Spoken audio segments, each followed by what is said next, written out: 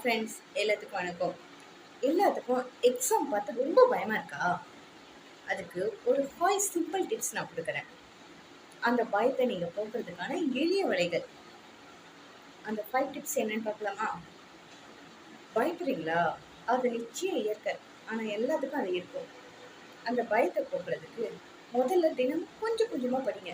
அன்னன்னைக்கு கொஞ்சம் கொஞ்சம் படிக்கிறப்போ உங்களுக்கு தன்னம்பிக்கை வரும். நம்மளாலயும் செய்ய முடியும்பா அப்படின்ற ஒரு நம்பிக்கை வரும்.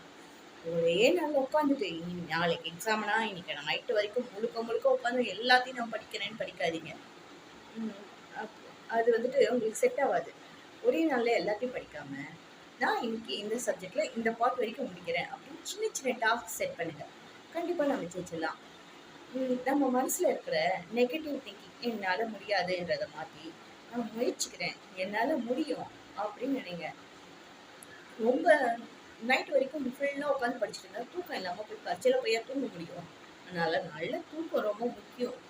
அ தூக்கம் இல்லாம இருந்தா பயம் நமக்கு அதிகமாயிடும். அதனால தூக்கம் ரொம்ப ரொம்ப முக்கியம். தூக்கத்த கண்டிப்பா நல்லா தூங்கிக்கோங்க. அப்புறம் பயம் இருந்தா அழாதீங்க. அழாம மூச்சு ஆழ்ந்து அப்படியே பிரீத்திங் எக்ஸர்சைஸ் அப்படின்னு ஆழ்ந்து மூச்சு எடுத்து பயிற்சி பண்ணுங்க. இப்படி பயத்த நம்ம பக்கத்துல வச்சுக்கோங்க. கூடவே வச்சுட்டு சுமக்காதீங்க. உங்களால கண்டிப்பா முடியும். நீங்க தான் ஜெயிக்குவீங்க. கண்டிப்பா ஜெயிக்க முடியும். ஓகே? Do it. பாய்.